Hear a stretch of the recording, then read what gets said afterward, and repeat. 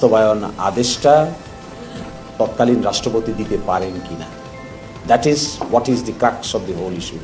আমরা যে বক্তব্য দিচ্ছি ওগুলো ইস্যু না, অনলি ইস্যু যে এই যে বাস্তবায়ন আদেশটা 13ই নভেম্বর জারি করেছে এটা তৎকালীন প্রেসিডেন্ট পারেন কিনা, এর উত্তর দিয়ে আমি চলে যাব। এর উত্তর দিতে গেলে আমাদের একটু ব্যাকে যেতে হবে। ব্যাকটা কোথায়? 26শে মার্চ স্বাধীন হয়েছে দেশ, 10 এপ্রিল প্রক্লেমেশন অফ ইন্ডিপেন্ডেন্স হয়েছে 1971,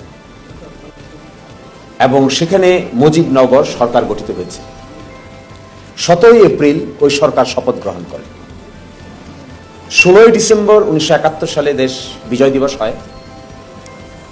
23শে মার্চ 1972, একটু স্টোরিটা শুনলে বোঝা যাবে কোথায় I am trying to hit.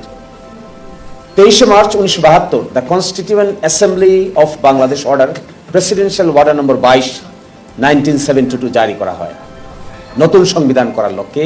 সব সময়টা যদি একটু মনে রাখেন কষ্ট করে, 23শে মার্চ 1972।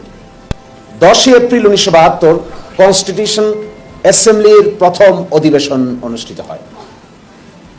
11 এপ্রিল 1972 সংবিধানের ড্রাফট কমিটি গঠিত হয় 34 সদস্য বিশিষ্ট। 12 অক্টোবর 1972 প্রথম সংবিধান বিল উত্থাপন করা হয়। 13 নভেম্বর 1972 সংবিধান গৃহীত হয়। 16 ডিসেম্বর 1972 সংবিধান কার্যকর হয়। 7 মার্চ 1973 প্রথম দেশের সাধারণ নির্বাচন অনুষ্ঠিত হয়।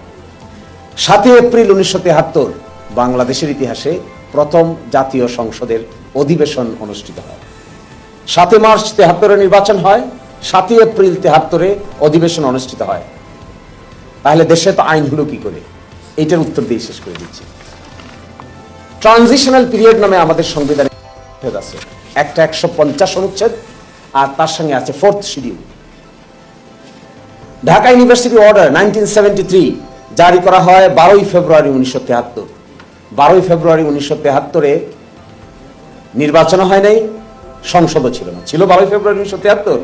সংসদ অধিবেশন প্রথম বসছে 7 এপ্রিল 1973, নির্বাচন হয়েছে 7 মার্চ 1973।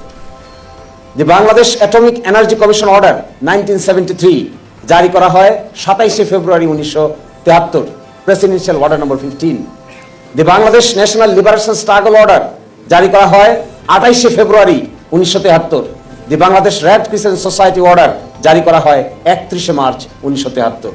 যে বাংলাদেশ কৃষি ব্যাংক অর্ডার জারি করা হয় 31 March 1973।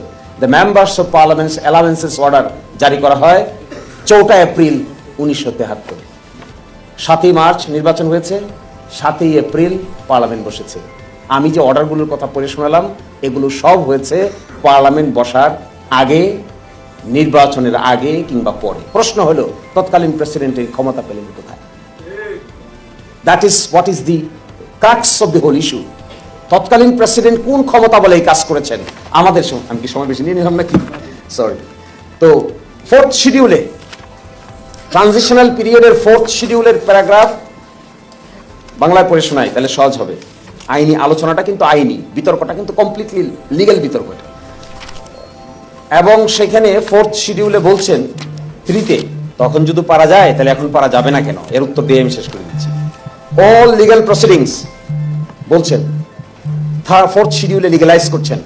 All legal proceedings pending in the high court immediately before the commencement of this constitution shall be transferred to and be deemed to be pending before the high court such and such বলে কনক্লুশনটা কি draw করছেন? any provision of this constitution enabling or requiring parliament to legislate shall until the day upon which parliament first meets as aforesaid be construed as enabling the president to legislate by order, and any order made under this paragraph shall be in effect as if the provisions thereof had been enacted by parliament. ওই যে parliament বসে নাই কিন্তু president order দিচ্ছে, Dhaka university order, atomic energy commission order, গণপ্রতিনিধিত্ব অধ্যাদেশ order 1972, parliament তো বসে নাই। পার্লামেন্ট বসবে 7 এপ্রিলে, তার আগে প্রেসিডেন্ট অর্ডার দিচ্ছে। এই যে দিচ্ছে অর্ডারটাকে সংবিধানের 4th তফসিলে বলে দেওয়া হচ্ছে এই অর্ডারগুলো প্রেসিডেন্টের উপর ক্ষমতা আরোপ করা হয়েছিল বলেই তিনি দিতে পেরেছেন। আজও দেখবেন Dhaka university order, Dhaka university এক নাই কেন? ঢাকা ইউনিভার্সিটি অর্ডার কেন? আপনি গণপ্রতিনিধিত্ব, বাংলাদেশ গণপ্রতিনিধিত্ব আদেশ কেন? অধ্যাদেশ কোথায় গেল? অ্যাক্ট কোথায় গেল? অ্যাটমিক এনার্জি অর্ডার কেন? অ্যাটমিক এনার্জি আদেশ নাই কেন? অ্যাটমিক এনার্জি অ্যাক্ট নাই কেন? একইভাবে আপনি দেখবেন Bangladesh national liberation struggle order কেন?